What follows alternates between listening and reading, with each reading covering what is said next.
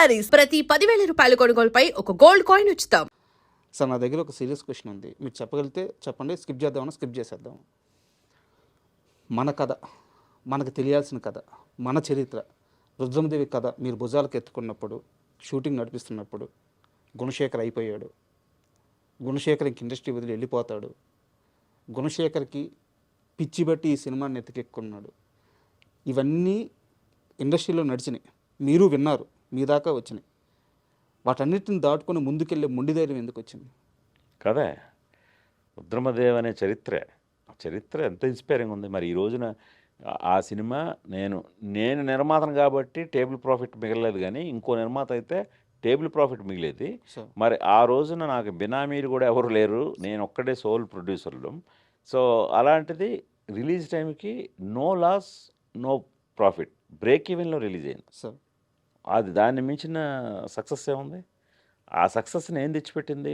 రుద్రమదేవి కథ, అనుష్క, మా అందరి శ్రమ. సో ఇది నమ్మాను నేను, ఇది ముందు నుంచి చూశాను, ఇది ముందు నుంచి చూశాను కాబట్టే నేను అనుకున్న రిజల్ట్ సాధించాను.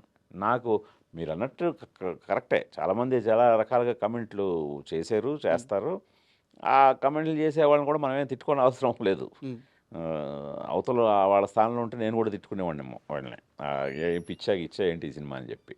బట్ అది చేసేవాడికి తెలుస్తుంది. అంటే నేను కరెక్టో కాదో తెలీదు, మధ్యలో మీ అంటే ఆ నమ్మకం లేక కొంత మీ టీంలో నుంచి కూడా కొంతమంది బయటకు వెళ్ళిపోయారు, ఆ లాంగ్ టర్మ్లో అయితే జనరల్గా జరుగుతుంటాయి సార్. అది మనం దాన్ని ప్రత్యేకంగా టీంలోంచి వెళ్ళిపోయారు అనే మాట వాడవసరం లేదు, ఎందుకంటే డ్యూరేషన్ ఎక్కువ కదా. అవును ప్రాజెక్ట్ డ్యూరేషన్ కదా. మీకు ఏ హిస్టారికల్ ఇలాంటివి తీసుకున్నా స్టార్టింగ్ ఉన్నప్పుడు టీము ఎండకు ఉండరు, ఎందుకంటే వాళ్ళకి వేరే కమిట్మెంట్స్ ఉంటాయి, వేరే సినిమాలు. మనం కూడా ఇది అనుకున్న ప్లాన్లో అయిపోతే ఉంటారు పాపం, అంత కథ చెప్పడం కష్టం కదా. సో అందుకని ఒక 1 year రన్ మొదలెడతాం, అది 2-3 years పెట్టేసరికి సహజంగా వెళ్ళిపోతారు కదా.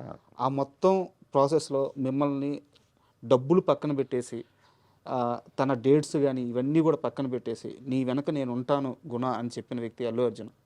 అవును, ఆయన సినిమాకి రెమ్యునరేషన్ కూడా ఏదో తీసుకోలేదని విన్నాను, నిజమేనా సార్? అంటే రెమ్యునరేషన్ ఇవన్నీ సెకండరీ ఆయనకి. ఆయన ఆ టైంకి రేసుగుర్రం సక్సెస్లో ఉన్నాడు ఆయన వచ్చి నేను చేస్తానన్నది చాలా గొప్ప విషయం సార్. అది ఎన్ని కోట్లతో కొలగలం, అది వెలకట్టలేదు. నిజమే సార్, డబ్బులతో మాట్లాడకూడదు. సో అలాగా అది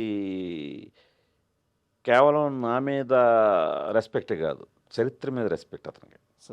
అతను ఒకడు చాలా గొప్పగా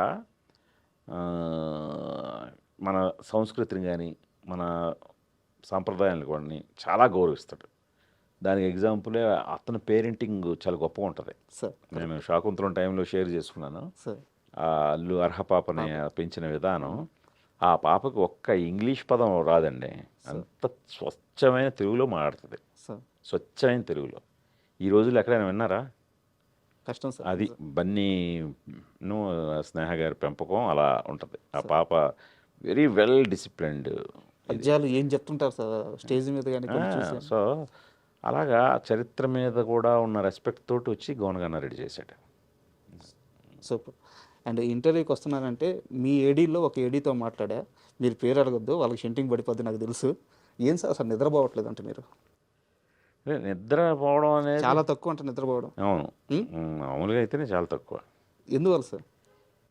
మీకు డైరెక్టర్నే చైర్లో వచ్చి కూర్చోండి, మీకే తెలుస్తుంది.